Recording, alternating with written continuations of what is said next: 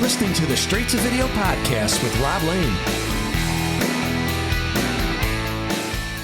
Ah, shit, look at this. 100 episodes of the Straight to Video podcast. We did it.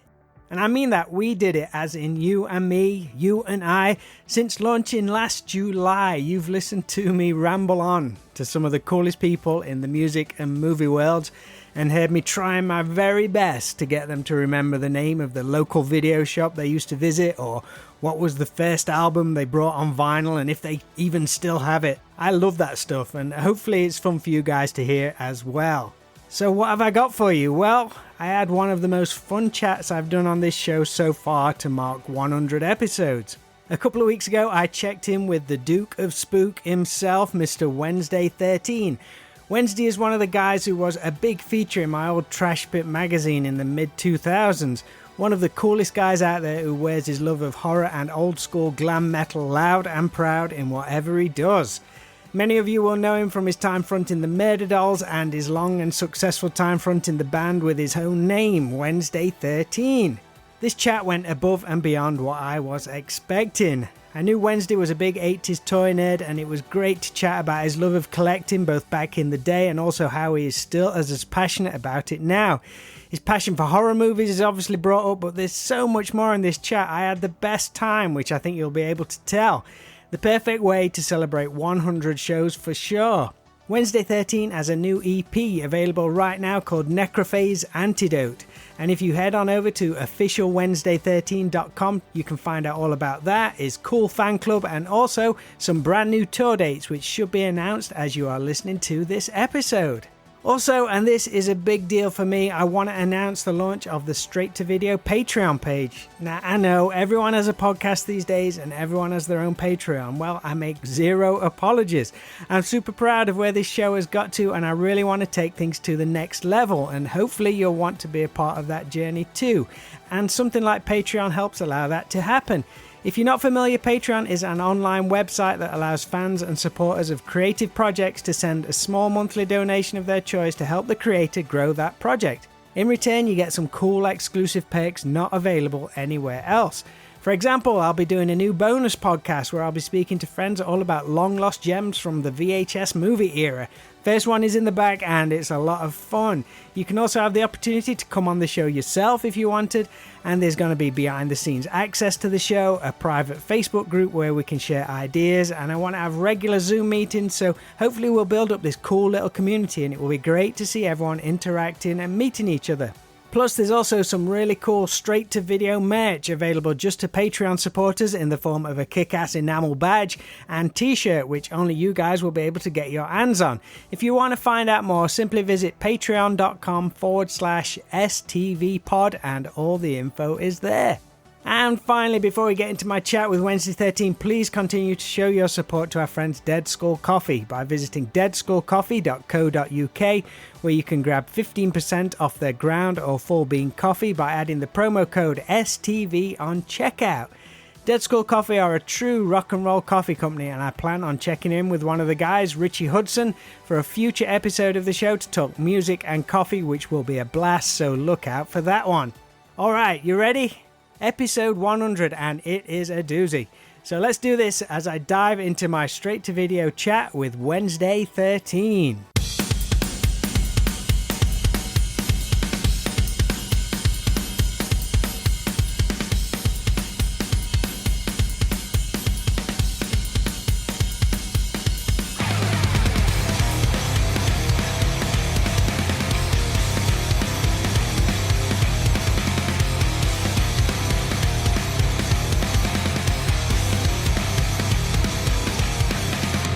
Guess who's back now?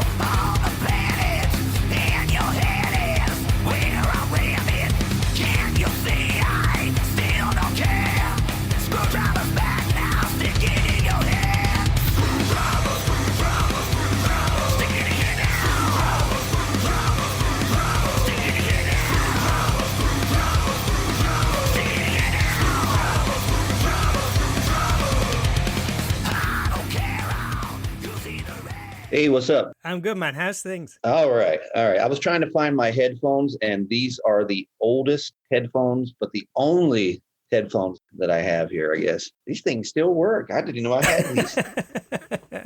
Awesome. How's things? Everything good? Yeah, man, everything's good. I get up early these days, and by the time it's like noon, I'm like, what do I do now?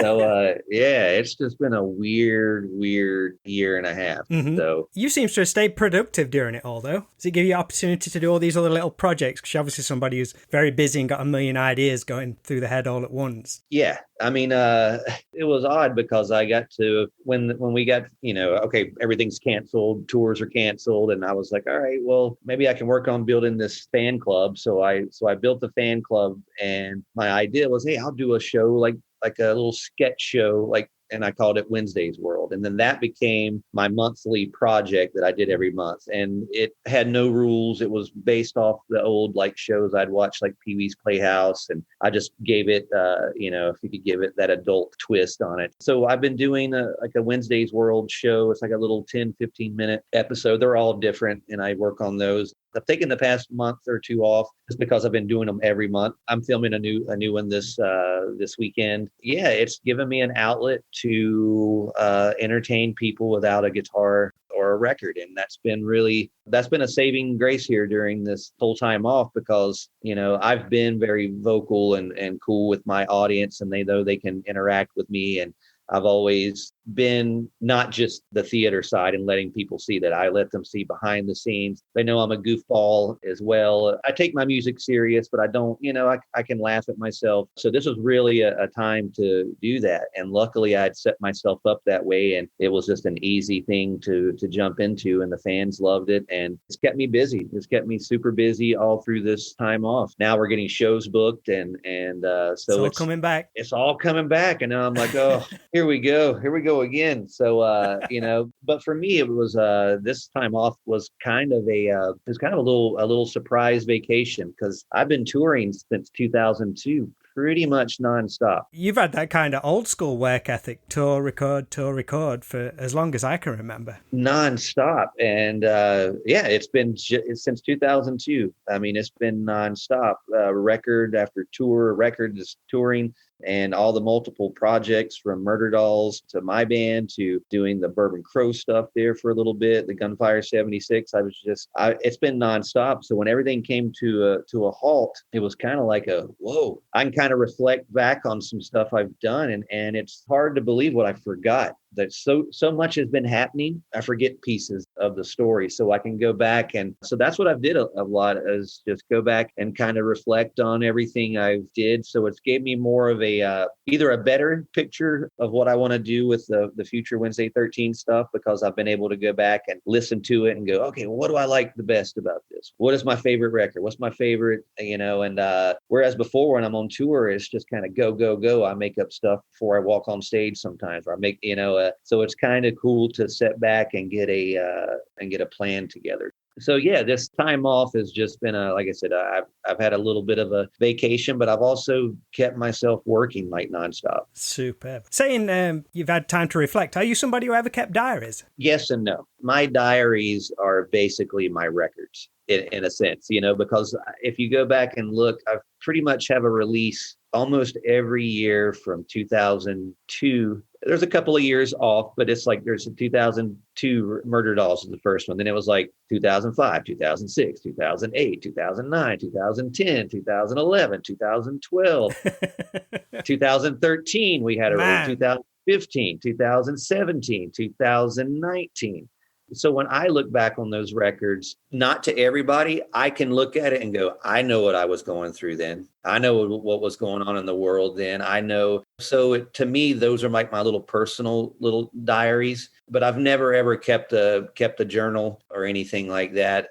I've had a pretty good memory up until I think around 2008, and then it just all started disintegrating. So all my memories now are stories that people have told me.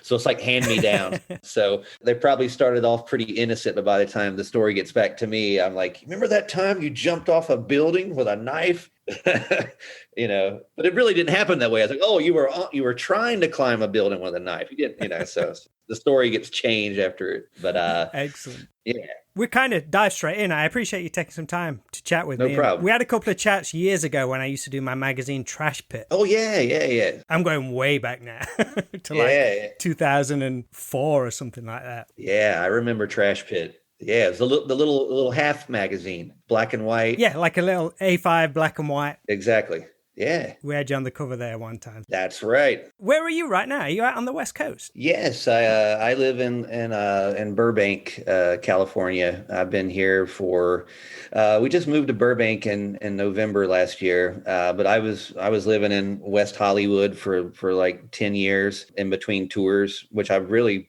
was on tour more than I was ever home. So when this pandemic hit, I was like, all right, I need to get out of West Hollywood. I didn't realize how fucking crazy it was there. So yeah, I'm in California. I've been living in California I started making the move here like in 2008, 2009, but officially moved here in 2010 from North Carolina. Yeah, from the haystack.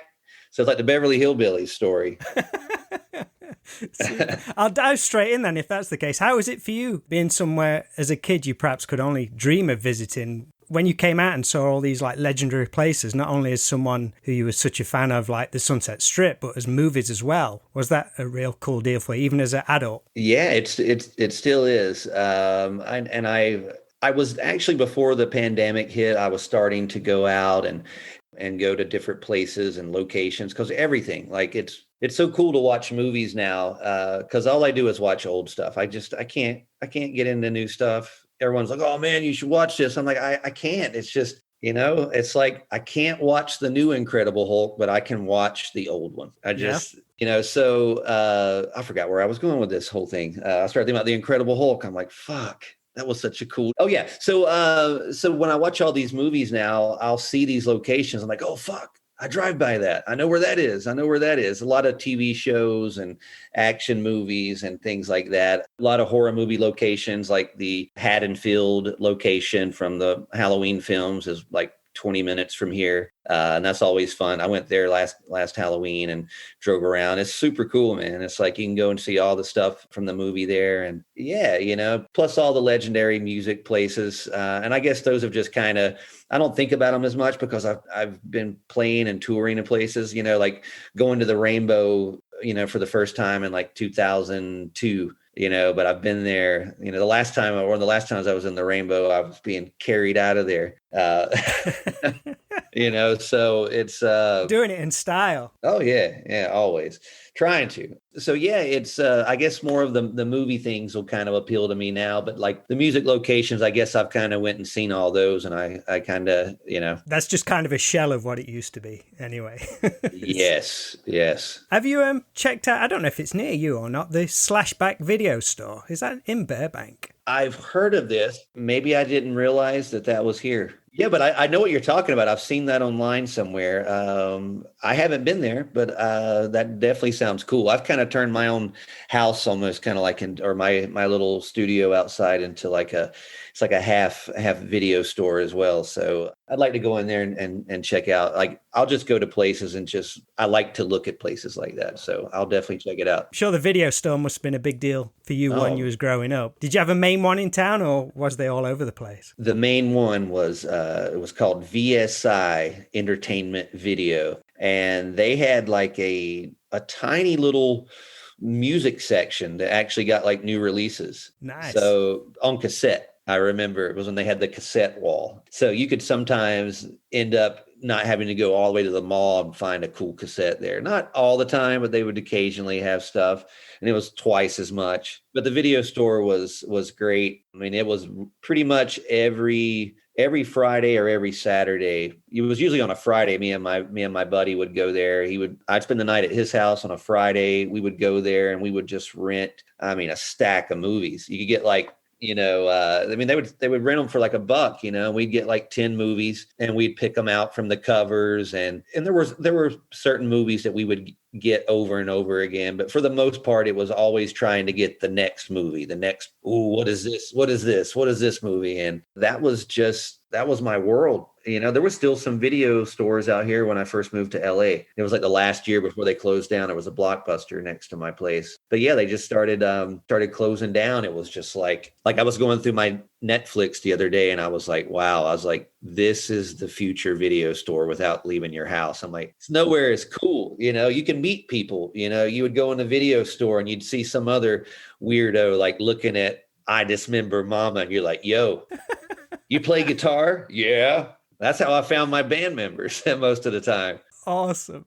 Yeah, so the video store was not just, it was a place that you could go for a couple of hours. It was packed. Oh, God, yeah. You had to make the right choice because you were stuck with that film. You make a commitment. Yeah. You was watching that for 90 minutes. Not like Netflix where I'm bored of this after 10 minutes. I'll move on to the next. Yeah, I've found that if you pay for something, you'll more than likely watch it all the way through just to go, okay, and then you'll bitch about it. Yeah. But I mean, how many of your favorite albums did it take that commitment to listen to a dozen times, 2 dozen times before it sank in? Exactly. Imagine how many albums you'd have missed out if you'd have just skipped after the first song. Nah, this is rubbish. Oh, yeah, exactly. But yeah, the video store, I remember just meeting people there, making friends there, hanging out in the parking lot, almost tailgating before you went in. It was a big deal. Getting recommendations off people. You don't want that one. That one sucks. Yeah, there was this, we used to see this one guy in school and he was too cool to go in there and hang out. So he would just sit out in his car and think about what he wanted and go in there and just grab it real quick. And we caught him one day.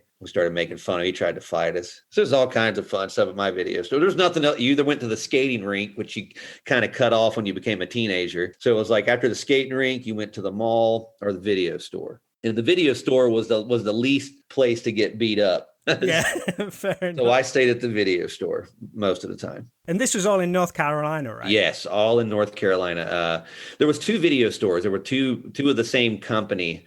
There was one kind of closer to the house. But I literally just, now that I think about it, I literally hung out in video stores. It was just, and now I realize that's why. Me too. It's just natural for me to be around that scenery, or just, I don't know. It's natural for me. What else was you all about as a kid? Because I know you still have a love for some of the great 80s toy lines, such as G.I. Joe, Star Wars, Masters of the Universe. How deep do you go into collecting these days, or do you just pick up things you like? Because there's so much stuff out there, it's unreal. I'm pretty hardcore in collecting G.I. Joe and He-Man at the moment. That's the only 2 lines that I get almost everything that comes out, just because they're making the whole line of G.I. Joe like a retro line. They made a whole new line of He-Man that's a retro line. So it just looks like the original stuff that I seen when I was a kid. The only difference is I can go in there and I don't have to ask my parents to buy. I'll go, hey, I'm filling the cart up and I'm getting all these motherfuckers and I'm going to display them. And what I've did when I moved to my new place here in November, I have 2 toy rooms, and I have so much G.I. Joe and He-Man stuff. I have one room that's dedicated just to He-Man and G.I. Joe. It's kind of split right down the middle. It's like half G.I. Joe, and that's sort of like my little sanctuary I go to. I hang out in there for a little bit every day. There's no furniture in there. It's all display cases. I was counting the other day. I have like over 200 G.I. Joe figures from the original 1982 line, over 100 vehicle play sets, probably 75% of the entire Masters of the Universe original collection. And I'm collecting all the new stuff. So I'm just slowly adding to it, and it keeps me young, but that's the 2 main things that I collect. But everything from horror movie stuff to, I have a guy right now in a toy store here in town. I just haven't had time to go. He's holding me some Clash of the Titans figures, the originals. Oh, he's nice. got a Calibus figure, the Ghost Soldier, a couple of different things. So those are like little things I pick up. I got the $6 Million Man earlier this year. I found him. I picked up one of the dolls from the TV show V, the reptilians, the lizard, and I never even seen one of those, and I finally got one. So there's just little things like that are like little staples, and I try to collect, but there's so much stuff that I don't think I could collect everything. There's so much now. Did you save everything from when you was a kid, or are you like rebuying it back? I'm rebuying it back. I tell this story, and no one really knows the pain except for me. I know the pain. But when unless this is totally no, this is one of the worst things ever, at least in my childhood. And no one, my mom's like, oh, it's not a big deal, whatever. It wasn't that bad. I'm like, it was. I lived in my parents, we lived in a little single wide trailer, and I didn't have a bedroom till I was like 13 or something. I slept on the couch or I just watched TV. I don't think I slept. But G.I. Joes, action figures, everything I collected from 4 years old till like 12 years old, and you can imagine they made everything from like the little Dracula figures, the little small, these are like the Star Wars size figures. The little Universal monster ones. Yeah. So you got mix of those, Star Trek, Buck Rogers. I'm talking everything they made over 7-8 years, and they're not in the packages. They're, they got little chew marks from me or my dogs or whatever, but it's just a scattered just of everything,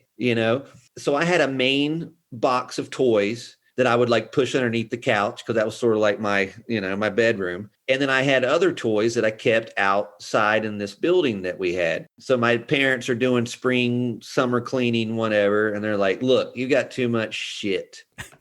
You're going to have to get rid of some stuff. I'm like, okay, no problem. I don't need all this garbage. So they're like, all right, separate what you want and what you don't want. So I did. And this is, back, we lived out in the country. So once every 2 weeks or whatever, my dad would go take the trash out to a trash landfill dump, like to dump the trash. So they're spring cleaning. He's loading up the truck, getting all the garbage. And my dad and my brother grabbed the wrong box of toys. Oh, shit. Yeah. They literally threw away everything. Not my G.I. Joes. My G.I. Joes were like in a sacred place. I had them, but I'm talking all of my He-Man, everything. Oh, dude. All the G.I. Joe vehicles, all that stuff survived, but I'm talking like every loose, like all the ones you wanted to see. Everything you can imagine, from like loose Transformer figures I had traded at school to just everything, like gone. Rambo figures, Commando figures, I'm thinking about it now. It makes my I'm sorry. But the thing is, I've got most of it back. I feel like I've got most of it back, but there's still a couple of like fuck, man. I had all the original Buck Rogers, all the original Star Trek figures from the first movie, and as dumb as they looked, they were so cool, But oh well, dude. Yeah. Hey, what did you think of I want your honest opinion. What did you think of the Master of the Universe movie when it came out? Because I love it. Here's the thing. I don't know what was, I think at the time it wasn't what I wanted. And I don't remember liking it. And I also don't remember even making it through the whole way. I think it kind of started off cool. And then when they went to Earth, I'm like, oh man, what's going on? That seems to be people's biggest problem. And that's when I lost interest in it. But recently, during this, the time off, I would go back and watch everything. And I ended up watching it. And I'm like, why did I not like this when I was a kid? This is pretty fucking awesome. Just a great Saturday afternoon movie. Yeah, it was. So now as an adult, I like it. But at the time, I didn't. It's weird. Like He-Man is such a weird toy line for me because I grew up with the toys and the comics and the toys first before the cartoon. And when the cartoon came out, I'd already made my mind up what I wanted Skeletor to be, what Beastman was going to be. He-Man was like, you didn't fuck with He-Man. And then when he comes on the show, he's like, hi, I'm He-Man. You're like, what? You're what? And then it was kind of like, you're not. And just the animation was very lighthearted. And they were all about, hey, let's help each other out. And I'm like, no, you kill each other. So I think I wanted the cartoon. Even when I watch the cartoon now, I'm like, I wish more violence. So well, they're bringing the cartoon back, aren't they? Yeah, which it's weird because it's not weird. I've had all this time off, so being that I've collected all the G.I. Joe and He-Man stuff, I'll go on YouTube and watch videos, and there's a whole line of stuff I've missed. Like there's G.I. Joe cartoons that were made afterwards, He-Man Origins. That cartoon's great. That's exactly what I wanted as a kid. It's violent. It's perfect, So I can only hope that Kevin Smith is being a fan. He's going to knock it out of the park. I mean, it has to be. I mean, isn't Tony Todd doing like Scareglow's voice, like Candyman? I think he's, so The cast list is unreal. yeah. So I think that's going to be cool. Like I even went back and watched the G.I. Joe movies that I hated at first. And now I'm like, I kind of like this. And I think it's just because I became such a nerd with those two franchises. And as an adult, I'm going back and I'm reading like, the backstories and like, whoa, this is kind of cool. So, but yeah, every day you can come in the house anytime and I'm watching G.I. Joe at some point. Super. Watching an old episode. Yeah. Can you recall like the first film or image you saw that piqued your interest in horror? I'm trying to think like my first images of like horror movies or seeing movies. First movie I saw in a theater was Flash Gordon. That was like 1980, 81. That was the first movie that I saw, and seeing like a movie poster, walking into the movie theater, seeing a big movie poster lit up with lights around it. I don't think I really saw any horror things until I saw like just clips on TV. We had an illegal cable hookup. So we had HBO and Cinemax and all that, and I could watch all these horror movies or anything that came on. But I think like the first like horror movies that I started seeing were like when I would come home for trick-or-treating as a little kid, they would be playing Halloween 2. For some reason, Halloween 2 was on TV all the time.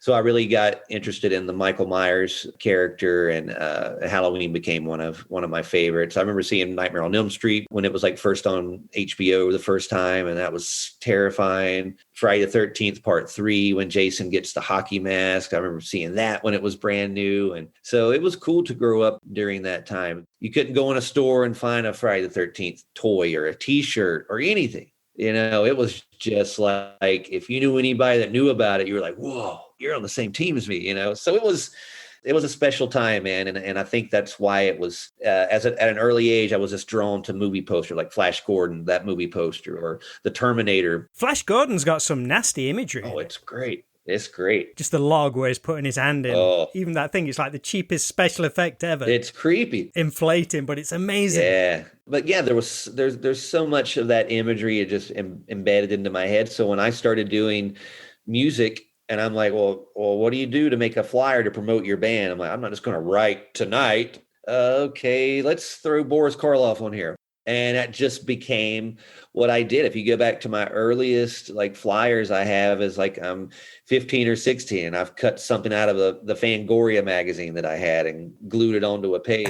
And that just became the imagery. And I think after a while that became the advertisement and the imagery of the band. And then we started kind of writing our music based around the imagery. So it kind of, that was the blueprint. Yeah. Yeah, and it still is. It still is I still think back to those big movie posters and how it caught my eye, and that's how I want the audience to see my music, my band, my brand, my everything. It's got to be in those lights, the way I saw Flash Gordon walking up. You mentioned Fangoria. That was like the Bible in the 80s. Yeah, man. I remember getting a Fangoria traded to me during like lunch during like elementary school as a kid, and getting a hold of that in class. You couldn't show the teacher because it was violent, Yeah.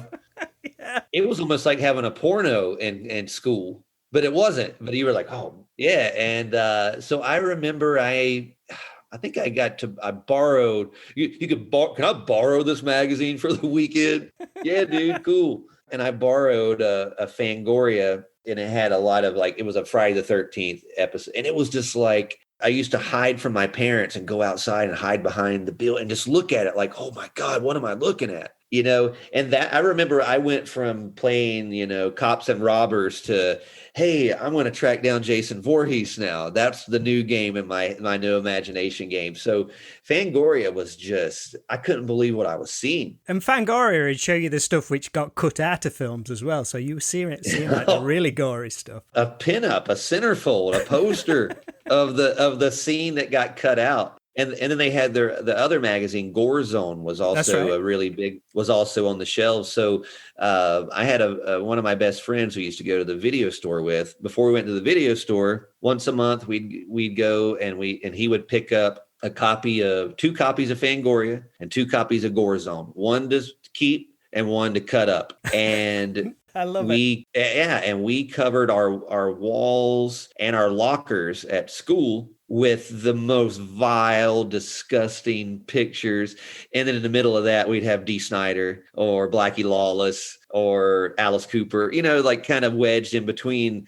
And I remember a teacher turning us into the principal because we had like all the violent imagery in our lockers. And so when I saw the movie Summer School and I saw those dudes have the same in their locker, I'm like, that's us. Chainsaw and Dave, heroes. That's literally me and my friend. That's what we were. And they have as much influence on me as any band or anything I can say. They're as big as Chainsaw and Dave. If you know them, they're as much of an influence on me as Alice Cooper or Kiss or anything. I learned how to socially talk with people and be a weirdo by learning they had it all. They were the best. That's awesome. So horror was kind of around before music came into the frame, I would imagine. What was the trigger for your love of music? Because you were and still are a big soundtrack fan, right? Was that kind of a bit of a gateway? I haven't talked about it forever, so I'm thinking back like how I got into rock music, and it was always with movies, whether it was horror or rock.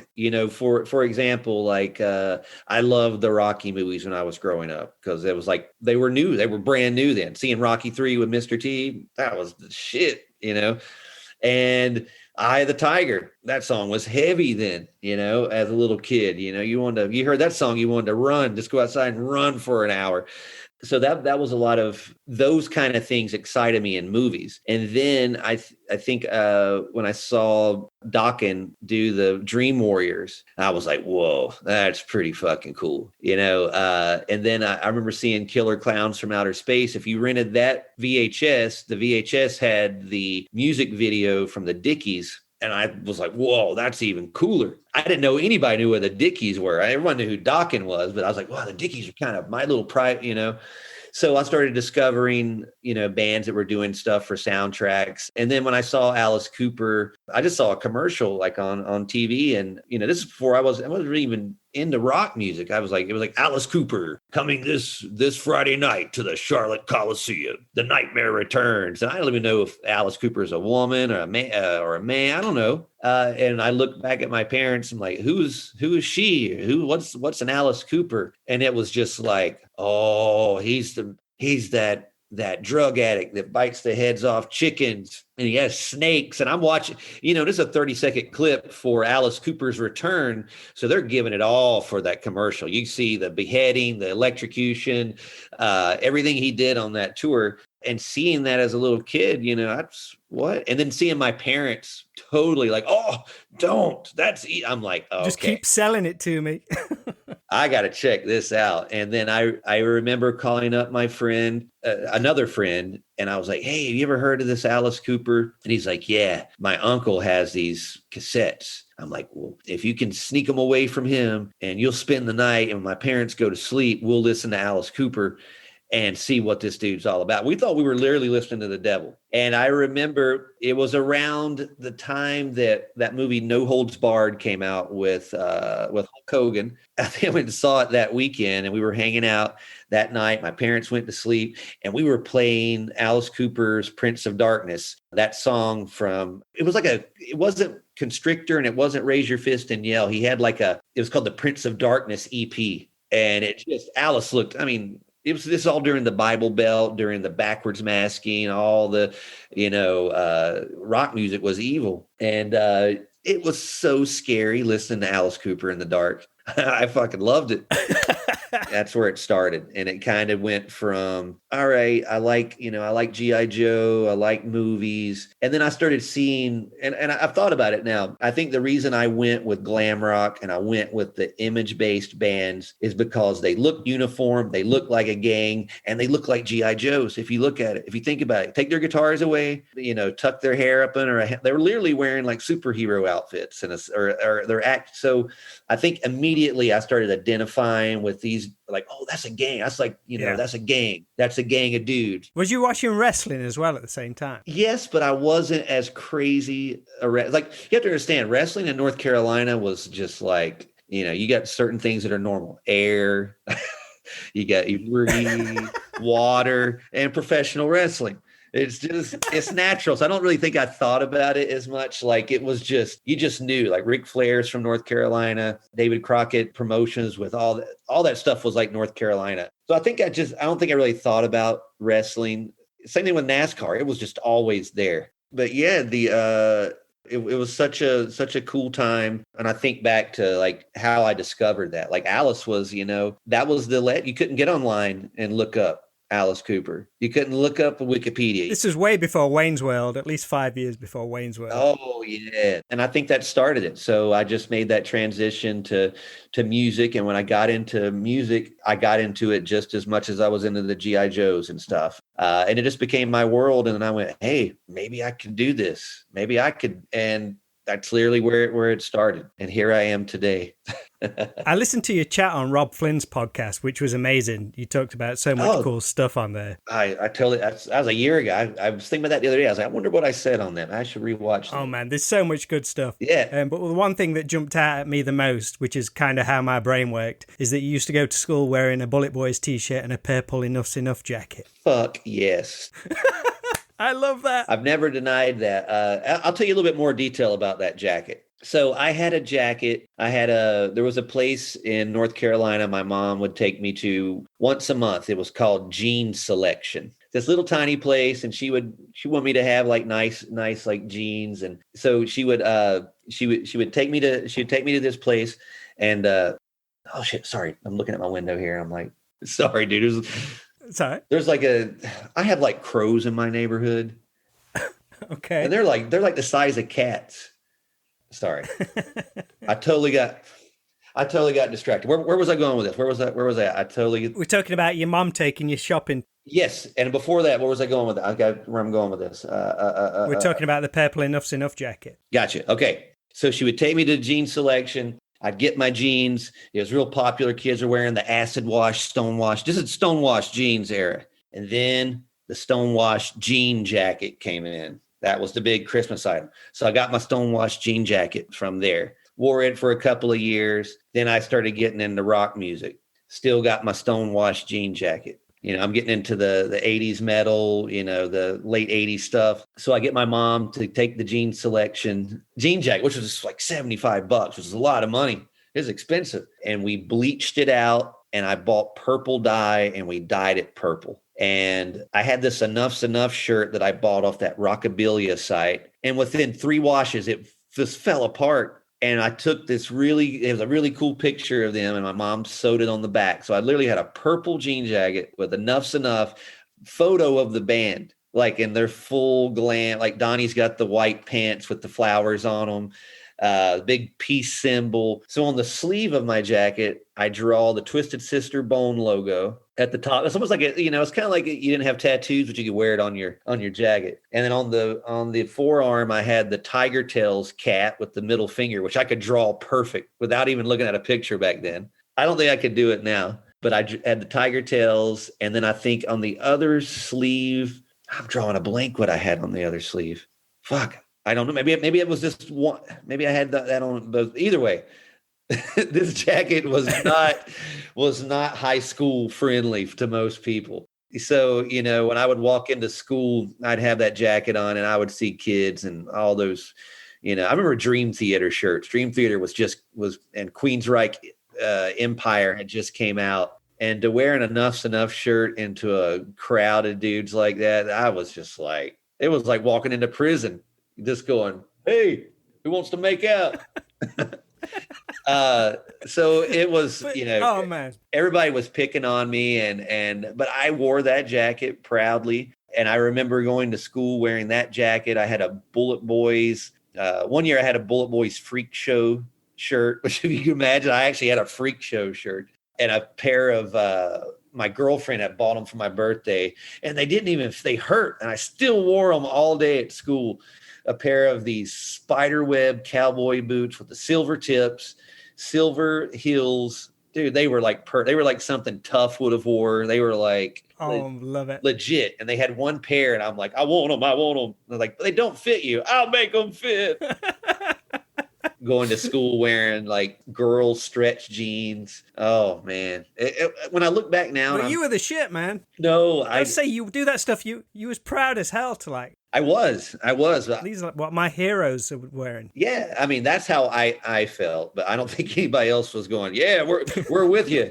Yeah, they definitely weren't with me. They were like, okay, all right, do your thing. But it's crazy because that's always been my thing. It's still I'm still not that far away from where I started, and that's a good thing. Awesome. On the film front again, you've become a bit of a convention fan, and I think you mentioned you've been on kind of both sides of the table, shall we say. Yes. And I love that you mentioned you can understand what it's like for someone to meet a person from a movie or a band and what an impact it can make on them, because there's nothing worse than going to a convention. The guy who you're paying $50 for is miserable as hell. Exactly. Yeah, I haven't. I mean, again, I go to those conventions. Most of the time I do conventions, or if I ever have been asked to be a part of one, usually it's because I'm like, I'll usually ask them, hey, can I be on it? Because I'll see the guest list and like, fuck, I want to go hang out that weekend and sit next to Jake the Snake Roberts in Arizona for 3 days. But yeah, I go to those things as fans, and luckily I've only had a couple of times through my just history of meeting musicians and actors or anything. I've only had a few people just kind of be sour grapes or just, but for the most part, some of these dudes I went out of the way to go meet, they're even cooler to me now. And I always try to keep that in mind too, because, especially when I've been doing stuff for so long, I've got a history of stuff that people 20 years, someone could be like listening to you for 20 years and they go, I just now meet you. And like, if you don't make it the best thing ever, you could ruin that whole thing. That's 20 years, ruin someone's thing. So I don't ever want to be that. I'm always approachable, but I love it when I see other celebrities I'll meet, and I get that because they're cool to me. Like, I'm always really shy about going up. If I see a celebrity, I'm like, oh, fuck, man, like, that's blah, blah, blah. Because in LA, I see people all the time, and it's usually from stuff I only know. And I'm like, oh, man, that's the dude that got shot in the dick by RoboCop. That kind of stuff. I don't want to go up to the guy and go, yo, I don't know your name, but I know you got shot in the dick by RoboCop. Can I get So there's certain people I don't want to go right up to, but there's certain people that like I've seen and I was instantly, for example, I was in LAX. We were flying to England, which is like 10-hour flight or whatever. And I went to a little airport bar next to the terminal before we got on the flight. And I saw the Beastmaster, motherfucking Mark Singer, the dude from Beastmaster. That was like my movie. And I had no hesitation. I went up and went, excuse me, sir, are you Mark Singer? And he looked at me, and I've got a top hat on. I got eyeliner on. I'm in all black. I don't know what I look like to him. And I'm just like, and he's like, yes, I am. I'm like, dude, I was like, the Beastmaster, V. Like, man, you're my childhood. Can I please buy you a drink? And he's like, okay. And I thought I freaked him out, and I'm sure I did. So I buy him we buy a Jack and Coke. We kind of cheers. I'm like, man, thank you so much. You made my day. And I literally go over in the corner of the bar, and I'm on my phone. I'm texting the guys in my band going, motherfuckers, I just hit it big. Boom, the Beastmaster, boom. And I feel someone tap me on the shoulder, and I turn around, and it's the Beastmaster, Mark Singer. And he goes, I just want to say thank you for coming up and saying hello. That was really, really cool of you.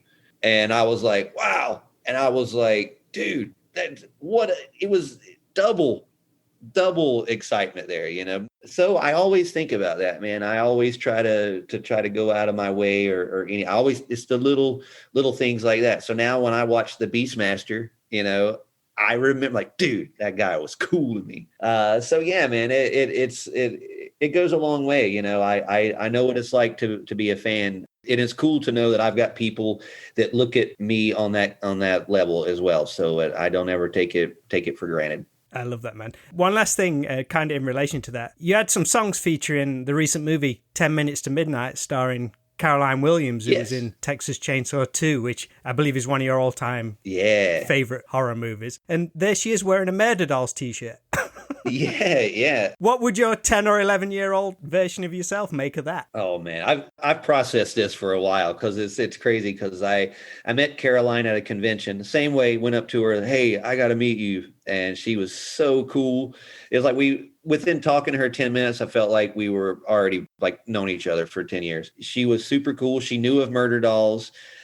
She knew of Wednesday 13, and we just became friends. Like she came out to the whiskey dressed as her character from Chainsaw and performed our Chainsaw song with her. So she did that. She's the voice on our Bring Your Own Blood song. She does the intro for that. She's the one getting the people ready for the party. So yeah, she lives like 10 minutes from here. She came over for Thanksgiving. It's bizarre. Dude. So I've had her, she's seen my Chainsaw collection, and yeah, man, it's super cool to get to know some of these people. And again, I still watch Chainsaw 2 on a regular basis. That radio scene, that's a great scene, just the build on all that bit. It's I love ominous. I loved it. I don't know. It's one of the, Chainsaw 2 was the first movie I ever owned on VHS. That's my first one. It was my first Christmas gift. I got a VCR and that movie. I love that. Like, okay, this is how you get started, and it never stopped. Dude, thank you ever so much. I could go on for another hour. I had all questions about Tough and all kinds of stuff to dive into. But... Let's revisit. We'll definitely talk about it. We'll do another one. We'll have a whole glam rock thing because awesome. I have all this information stored in my head. It's just like I say it all the time. Like if there was ever a game show that combined like 80s trivia from like sitcoms mixed in with obscure bands signed to MCA records in the late 80s, I'll probably guess them. Name all the members of Tough. Okay, is this before Stevie Rochelle? This with Jim Gillette or what? Which I got all the information, so it's still stored in my head. I love it. Yeah, I'm a nerd. I love it.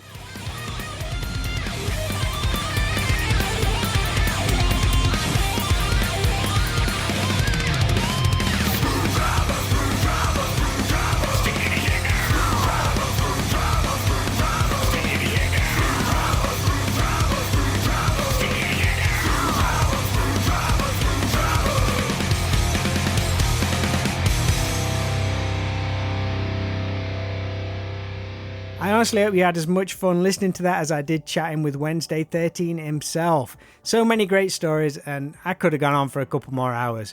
So fingers crossed for a revisit sometime soon.